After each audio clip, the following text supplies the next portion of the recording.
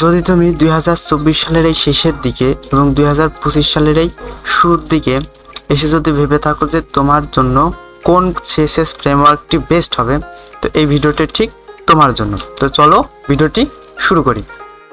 Framework কি? Framework হলো পূর্বলিখিত কিছু কোড যা আমরা পরবর্তীতে কোনো সফটওয়্যার ডিজাইন করতে পারি বা সফটওয়্যারে ব্যবহার করতে পারি। আমরা কেন ফ্রেমওয়ার্ক ব্যবহার করব বা আমরা কি উদ্দেশ্যে বা কি লাভ আমাদের ফ্রেমওয়ার্ক ব্যবহারে। তো ফ্রেমওয়ার্ক ব্যবহার করে আমরা মূলত একটি সফটওয়্যারকে অতি দ্রুত এবং দক্ষতার সাথে ডেভেলপমেন্ট ও ডিজাইন করতে। তো চলো কিছু সিএসএস এর ফ্রেমওয়ার্ক দেখা যাক। Bootstrap, Tailwind, Bulma, Foundation, Semantic UI, skeleton এবং পিওর সিএসএস। আমরা এখন কথা বলবো সিএসএস এর দুইটি জনপ্রিয় ফ্রেমওয়ার্ক নিয়ে। একটা হলো টেলউইন্ড সিএসএস এবং বুটস্ট্র্যাপ, এবং আমরা এদের কাজের ধরন, এদের নতুন নতুন ফিচারের উপর ভিত্তি করে এদেরকে র্যাঙ্কিং করব। তো প্রথম হলো ওয়ার্কিং অ্যাপ্রোচ। আচ্ছা, বুটস্ট্র্যাপ কিভাবে কাজ করে? সাপোজ আমরা একটা প্রজেক্ট করি, তাতে অনেকগুলো সিএসএস ফাইল থাকে। তো আমরা যদি একটা স্ট্যান্ডার্ড নীতি ব্যবহার করে এই সিএসএস এর কাজগুলো করি, এবং তাহলে এটা আমরা যদি পরবর্তী প্রজেক্টে ব্যবহার করতে পারি, বা ওই একই নীতি ব্যবহার করে অনেকেই বা অন্য কেউ সিএসএস ফাইলটি ব্যবহার করতে পারে। ঠিক এর উপর ভিত্তি করেই বুটস্ট্র্যাপ কাজ করে। এবং টেলউইন্ড কিভাবে কাজ করে? টেলউইন্ড একটা ফ্রেমওয়ার্ক বা একটা সফটওয়্যার যা আমাদের HTML এর পেজে ক্লাসের ভিতরে যেই টেক্সটগুলো দিই আমরা HTML এলিমেন্টের, এগুলোকে ট্র্যাক করার পরে এর উপর ভিত্তি করে একটা স্ট্যান্ডার্ড নীতির উপর সিএসএস ফাইল তৈরি করে এবং সিএসএস প্রপার্টিস তৈরি করে।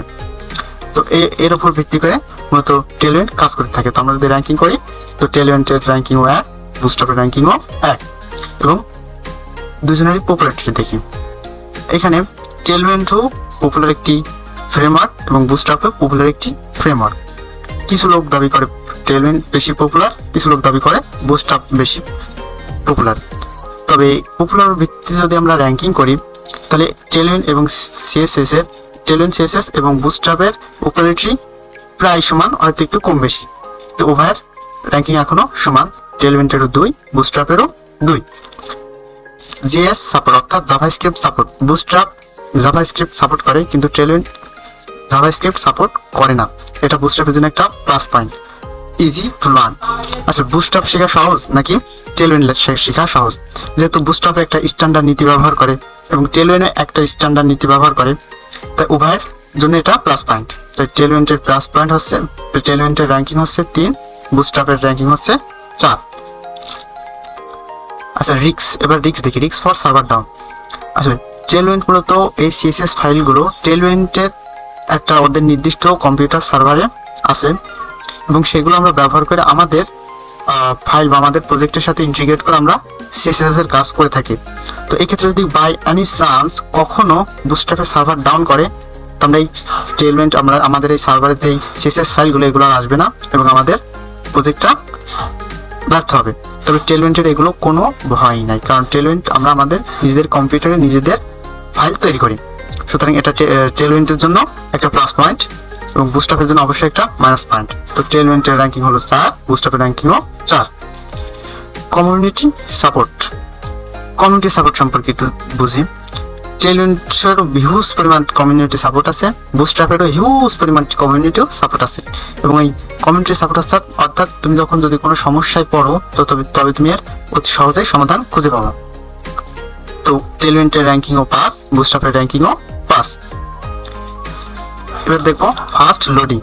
যেহেতু টেলউইন্ডের সিএসএস গুলো আমাদের কম্পিউটারে বা আমরা যেখানে হোস্ট করব সেই কম্পিউটারে এর ফাইলগুলো থাকে, তাই এটা অতি দ্রুত লোড হবে।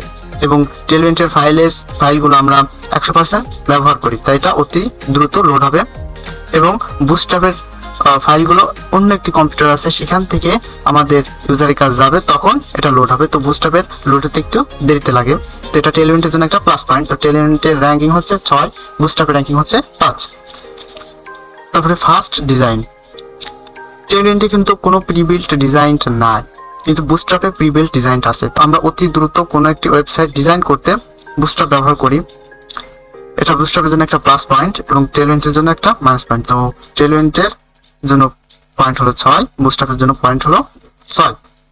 ক্লিন কোড, টেলউইন্ডের কোডগুলো সাধারণত অত্যন্ত ক্লিন হয়ে থাকে এবং শর্ট হয়ে থাকে, কিন্তু বুটস্ট্র্যাপের কোডগুলো অনেক সময় অনেক বড় হয়ে যায়, এই জন্য এটা ক্লিন থাকে না। বা এই ক্লিন কোডের জন্য আমরা পরবর্তী যদি এই প্রজেক্টটাকে বুঝতে যাই বা কোনো একটা ছোটখাটো সমস্যা বাদি, তো এটা টেলউইন্ডের জন্য বেশি লাভবান হয় বা টেলউইন্ড বেশি কার্যকারী হয়।